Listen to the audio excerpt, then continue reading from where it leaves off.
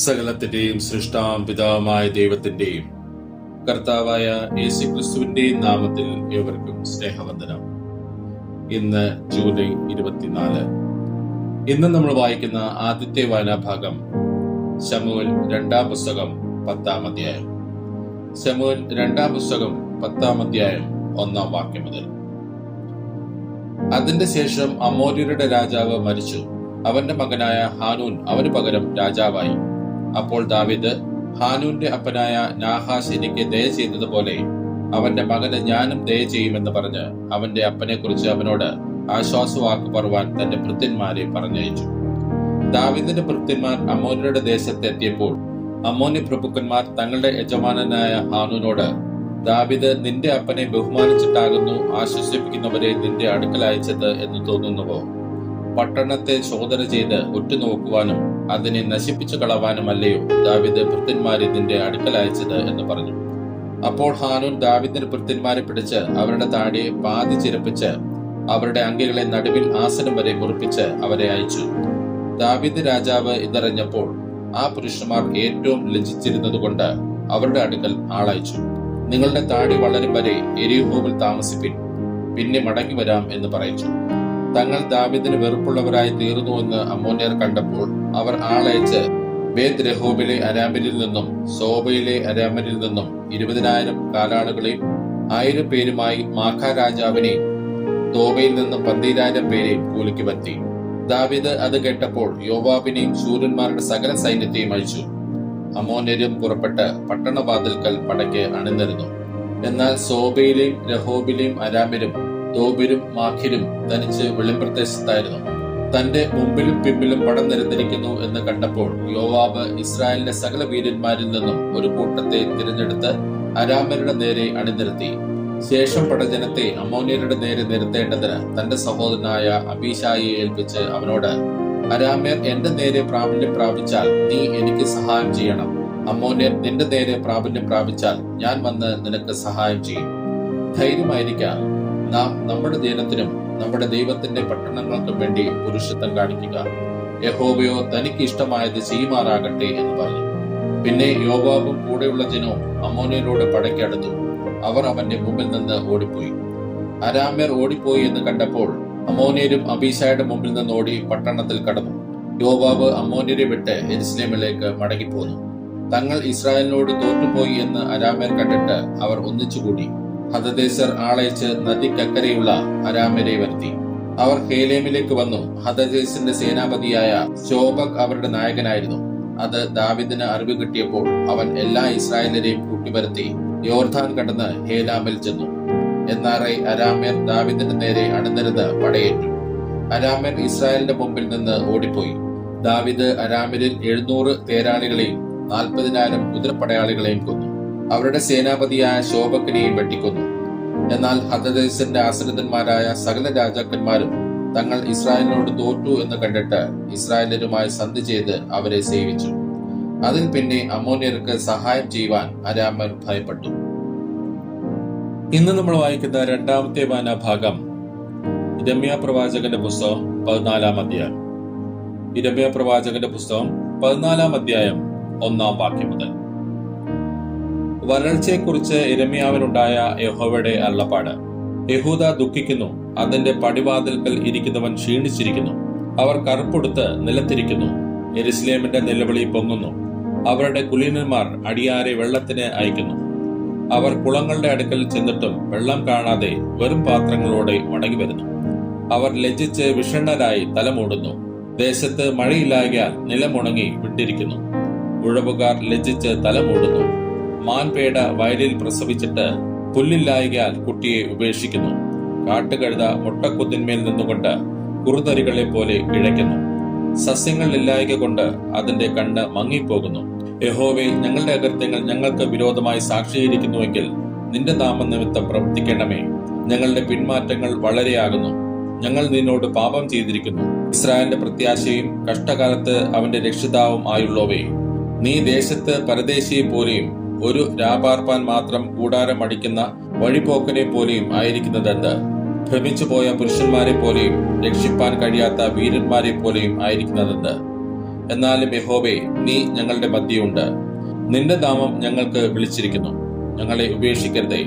അവർ ഇങ്ങനെ ഉഴന്നു നടപ്പാൻ ഇഷ്ടപ്പെട്ട് കാൽ അടക്കി വെക്കുന്നതുമില്ല എന്ന് യഹോവ ഈ ജനത്തെക്കുറിച്ച് അരുളിച്ചെയ്യുന്നു. അതുകൊണ്ട് യഹോവയ്ക്ക് അവരിൽ പ്രസാദമില്ല. അവൻ ഇപ്പോൾ തന്നെ അവരുടെ അകൃത്യത്തെ ഓർത്ത് അവരുടെ പാപങ്ങളെ സന്ദർശിക്കും. യഹോവ എന്നോട്, നീ ഈ ജനത്തിനു വേണ്ടി അവരുടെ നന്മയ്ക്കായി പ്രാർത്ഥിക്കരുത്. അവർ ഉപവസിക്കുമ്പോൾ ഞാൻ അവരുടെ നിലവിളി കേൾക്കയില്ല. അവർ ഹോമയാഗവും ഭോജനയാഗവും അർപ്പിക്കുമ്പോൾ ഞാൻ അവയിൽ പ്രസാദിക്കയില്ല. ഞാൻ അവരെ വാൾ കൊണ്ടും ക്ഷാമം കൊണ്ടും മഹാമാരി കൊണ്ടും ഒടിച്ചു കളയും എന്ന് അരുളിച്ചെയ്തു. അതിന് ഞാൻ, അയ്യോ യഹോവയായ കർത്താവേ, നിങ്ങൾ വാൾ കാണുകയില്ല, നിങ്ങൾക്ക് ക്ഷാമം ഉണ്ടാകുകയില്ല. ഞാൻ ഈ സ്ഥലത്ത് സ്ഥിരമായുള്ള സമാധാനം നിങ്ങൾക്ക് നൽകും എന്ന് പ്രവാചകന്മാർ അവരോട് പറയുന്നു എന്ന് പറഞ്ഞു. യഹോവ എന്നോട് അരുളിച്ചെയ്തത്, പ്രവാചകന്മാർ എന്റെ നാമത്തിൽ ഭോഷ്ക് പ്രവചിക്കുന്നു. ഞാൻ അവരെ അയച്ചിട്ടില്ല, അവരോട് കൽപ്പിച്ചിട്ടില്ല, അവരോട് സംസാരിച്ചിട്ടുമില്ല. അവർ വ്യാജദർശനവും പ്രശ്നവാക്യവും ഇല്ലാത്ത കാര്യവും സ്വന്തം ഹൃദയത്തിലെ വഞ്ചനയും നിങ്ങളോട് പ്രവചിക്കുന്നു. അതുകൊണ്ട് യഹോവ, ഞാൻ അയക്കാതെ എന്റെ നാമത്തിൽ പ്രവചിക്കുകയും ഈ ദേശത്ത് വാളും ക്ഷാമവും ഉണ്ടാകുകയില്ല എന്ന് പറയുകയും ചെയ്യുന്ന പ്രവാചകന്മാരെ കുറിച്ച് ഇപ്രകാരം അരുളി ചെയ്യുന്നു. വാൾ കൊണ്ടും ക്ഷാമം കൊണ്ടും ഈ പ്രവാചകന്മാർ മുടിഞ്ഞു പോകും. അവരുടെ പ്രവചനം കേട്ട ജനമോ യെരൂശലേമിന്റെ വീഥികളിൽ ക്ഷാമവും വാളും ഹേതുവായിട്ട് വീണുപോകും. അവരെയും അവരുടെ ഭാര്യമാരെയും പുത്രന്മാരെയും പുത്രിമാരെയും കുഴിച്ചിടുവാൻ ആരും ഉണ്ടാകുകയില്ല. ഇങ്ങനെ ഞാൻ അവരുടെ ദുഷ്ടത അവരുടെ മേൽ പകരും. നീ ഈ വചനം അവരോട് പറയണം. എന്റെ കണ്ണിൽ നിന്ന് രാവും പകലും ഇടപെടാതെ കണ്ണുനീർ ഒഴുകട്ടെ. എന്റെ ജനത്തിന്റെ പുത്രിയായ കന്യക കഠിനമായി തകർന്നും വ്യസനകരമായി മുറിവേറ്റും ഇരിക്കുന്നു. വയലിൽ ചെന്നാൽ ഇതാ വാൾ കൊണ്ട് പട്ടുപോയവർ, പട്ടണത്തിൽ ചെന്നാൽ ഇതാ ക്ഷാമം കൊണ്ട് പാടുപെടുന്നവർ. പ്രവാചകനും പുരോഹിതനും ഒരുപോലെ തങ്ങൾ അറിയാത്ത ദേശത്ത് അലഞ്ഞു നടക്കുന്നു. നീ യഹൂദായെ കേവലം തെച്ചു കളഞ്ഞുവോ? നിനക്ക് സിയോനോട് വെറുപ്പ് തോന്നുന്നുവോ? പുറപ്പാകാതെ വണ്ണം നീ ഞങ്ങളെ മുറിവേൽപ്പിച്ചതെന്തിന്?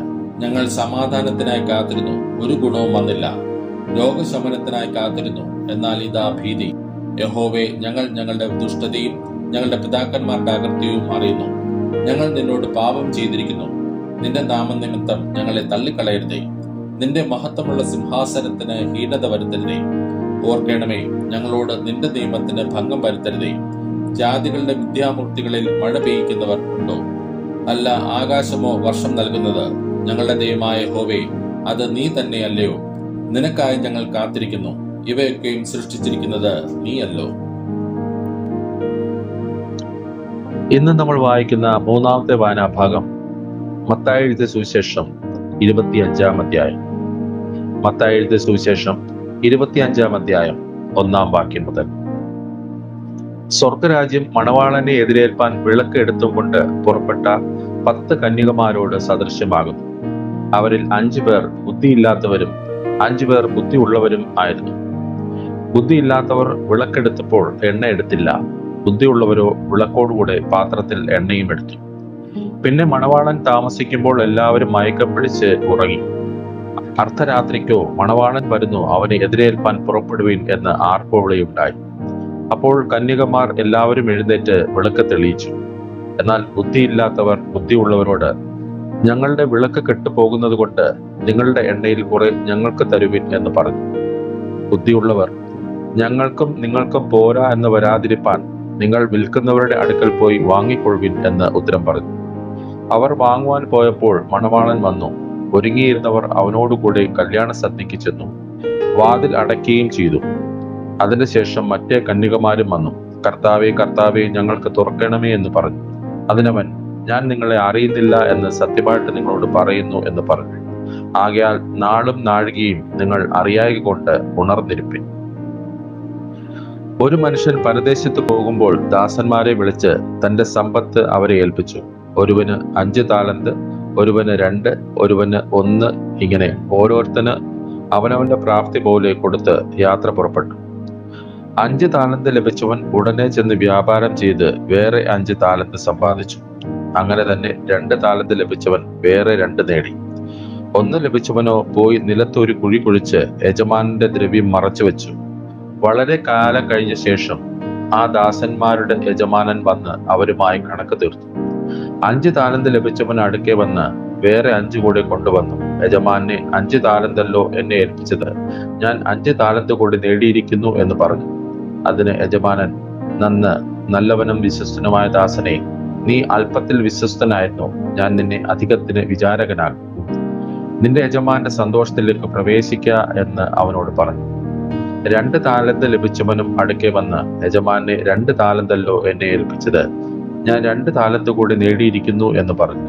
അതിന് യജമാനൻ, നല്ലവനും വിശ്വസ്തനുമായ ദാസനെ, നീ അല്പത്തിൽ വിശ്വസ്തനായിരുന്നു, ഞാൻ നിന്നെ അധികത്തിന് വിചാരകനാക്കും. നിന്റെ യജമാന്റെ സന്തോഷത്തിലേക്ക് പ്രവേശിക്ക എന്ന് അവനോട് പറഞ്ഞു. 1 താലന്ത് ലഭിച്ചവനും അടുക്കെ വന്ന്, യജമാനെ, നീ വിതയ്ക്കാത്തടത്ത് നിന്ന് കൊയ്യുകയും വിതറാത്തടത്ത് നിന്ന് ചേർക്കുകയും ചെയ്യുന്ന കഠിന മനുഷ്യൻ എന്ന് ഞാൻ അറിഞ്ഞ് ഭയപ്പെട്ട് ചെന്ന് നിന്റെ താലന്ത് നിലത്തും മറച്ചു വെച്ചു, നിന്റേതിതാ എടുത്തുകൊള്ളുക എന്ന് പറഞ്ഞു. അതിന് യജമാനൻ ഉത്തരം പറഞ്ഞത്, ദുഷ്ടനും മടിയനുമായ ദാസനെ, ഞാൻ വിതയ്ക്കാത്തടത്ത് നിന്ന് കൊയ്യുകയും വിതറാത്തടത്ത് നിന്ന് ചേർക്കുകയും ചെയ്യുന്നവൻ എന്ന് നീ അറിഞ്ഞുവല്ലോ. നീ എന്റെ ദ്രവ്യം പൊൻവാണിഭക്കാരെ ഏൽപ്പിക്കേണ്ടിയിരുന്നു, എന്നാൽ ഞാൻ വന്ന് എന്റേത് പലിശയോടുകൂടെ വാങ്ങിക്കൊള്ളുമായിരുന്നു. ആ താലന്ത് അവന്റെ പക്കൽ നിന്ന് എടുത്ത് 10 താലന്ത് ഉള്ളവന് കൊടുപ്പിൻ. അങ്ങനെ ഉള്ളവന് ഏവനും ലഭിക്കും, അവന് സമൃദ്ധിയും ഉണ്ടാകും, ഇല്ലാത്തവനോട് ഉള്ളതും കൂടെ എടുത്തു കളയും. എന്നാൽ കൊള്ളരുതാത്ത ദാസനെ ഏറ്റവും പുറത്തുള്ള ഇരുട്ടിലേക്ക് തള്ളിക്കളവിൻ, അവിടെ കരച്ചിലും പല്ലുകടിയും ഉണ്ടാകും. മനുഷ്യപുത്രൻ തന്റെ തേജസ്സോടെ സകല വിശുദ്ധ ദൂതന്മാരുമായി വരുമ്പോൾ അവൻ തന്റെ തേജസ്സിന്റെ സിംഹാസനത്തിൽ ഇരിക്കും. സകല ജാതികളെയും അവന്റെ മുമ്പിൽ കൂട്ടും. അവൻ അവരെ ഇടയൻ ചെമ്മരിയാടുകളെയും കോലാടുകളെയും തമ്മിൽ വേർതിരിക്കുന്നത് പോലെ വേർതിരിച്ച് ചെമ്മരിയാടുകളെ തന്റെ വലത്തും കോലാടുകളെ ഇടത്തും നിർത്തും. രാജാവ് തന്റെ വലത്തുള്ളവരോട് അരുളിച്ചെയ്യും, എന്റെ പിതാവിനാൽ അനുഗ്രഹിക്കപ്പെട്ടവരെ, വരുവിൻ, ലോകസ്ഥാപനം മുതൽ നിങ്ങൾക്കായി ഒരുക്കിയിരിക്കുന്ന രാജ്യം അവകാശമാക്കിക്കൊള്ളുവിൻ. എനിക്ക് വിശന്നു, നിങ്ങൾ ഭക്ഷിപ്പാൻ തന്നു, ദാഹിച്ചു, നിങ്ങൾ കുടിപ്പാൻ തന്നു. ഞാൻ അതിഥിയായിരുന്നു, നിങ്ങൾ എന്നെ ചേർത്തുകൊണ്ടു, നഗ്നനായിരുന്നു, നിങ്ങൾ എന്നെ ഉടുപ്പിച്ചു, രോഗിയായിരുന്നു, നിങ്ങൾ എന്നെ കാണുവാൻ വന്നു, തടവിലായിരുന്നു, നിങ്ങൾ എന്റെ അടുക്കൽ വന്നു. അതിന് നീതിമാന്മാർ അവനോട്, കർത്താവേ, ഞങ്ങൾ എപ്പോൾ നിന്നെ വിശന്ന് കണ്ടിട്ട് ഭക്ഷിപ്പാൻ തരികയോ ദാഹിച്ചു കണ്ടിട്ട് കുടിപ്പാൻ തരികയോ ചെയ്തു? ഞങ്ങൾ എപ്പോൾ നിന്നെ അതിഥിയായി കണ്ടിട്ട് ചേർത്തുകൊള്ളുകയോ നഗ്നനായി കണ്ടിട്ട് ഉടുപ്പിക്കുകയോ ചെയ്തു? നിന്നെ രോഗിയായിട്ടോ തടവിലോ എപ്പോൾ കണ്ടിട്ട് ഞങ്ങൾ നിന്റെ അടുക്കൽ വന്നു എന്ന് ഉത്തരം പറയും. രാജാവ് അവരോട്, എന്റെ ഈ ഏറ്റവും ചെറിയ സഹോദരന്മാരിൽ ഒരുത്തന് നിങ്ങൾ ചെയ്തിടത്തോളം എല്ലാം എനിക്ക് ചെയ്തു എന്ന് ഞാൻ സത്യമായിട്ട് നിങ്ങളോട് പറയുന്നു എന്ന് അരുളിച്ചെയ്യും. പിന്നെ അവൻ ഇടത്തുള്ളവരോട്, ശപിക്കപ്പെട്ടവരെ, എന്നെ വിട്ട് പിശാചിനും അവന്റെ ദൂതന്മാർക്കും ഒരുക്കിയിരിക്കുന്ന നിത്യാഗ്നിയിലേക്ക് പോകുവിൻ. എനിക്ക് വിശന്നു, നിങ്ങൾ ഭക്ഷിപ്പാൻ തന്നില്ല, ദാഹിച്ചു, നിങ്ങൾ കുടിപ്പാൻ തന്നില്ല, അതിഥിയായിരുന്നു, നിങ്ങൾ എന്നെ ചേർത്തുകൊണ്ടില്ല, നഗ്നനായിരുന്നു, നിങ്ങൾ എന്നെ ഉടുപ്പിച്ചില്ല, രോഗിയും തടവിലും ആയിരുന്നു, നിങ്ങൾ എന്നെ കാണുവാൻ വന്നില്ല എന്ന് അരുളിച്ചെയ്യും. അതിനവർ, കർത്താവേ, ഞങ്ങൾ നിന്നെ വിശക്കുന്നവനോ ദാഹിക്കുന്നവനോ അതിഥിയോ നഗ്നനോ രോഗിയോ തടവിലോ ആയി എപ്പോൾ കണ്ടു നിനക്ക് ശുശ്രൂഷ ചെയ്യാതിരുന്നു എന്ന് ഉത്തരം പറയും. അവൻ അവരോട്, ഈ ഏറ്റവും ചെറിയവരിൽ ഒരുത്തന് നിങ്ങൾ ചെയ്യാഞ്ഞിടത്തോളം എല്ലാം എനിക്കാകുന്നു ചെയ്യാഞ്ഞത് എന്ന് ഞാൻ സത്യമായിട്ട് നിങ്ങളോട് പറയുന്നു എന്ന് ഉത്തരം പറയും. ഇവർ നിത്യദണ്ഡനത്തിലേക്കും നീതിമാന്മാർ നിത്യജീവനിലേക്കും പോകും. ഇന്ന് നമ്മൾ വായിച്ചു കേട്ട ഈ വേദഭാഗങ്ങളാൽ പിതാവായ ദൈവത്തിൽ നിന്നും കർത്താവായ ക്രിസ്തു യേശുവിൽ നിന്നും ഏവർക്കും കൃപയും കനിവും സമാധാനവും ഉണ്ടാകട്ടെ. ആമേൻ.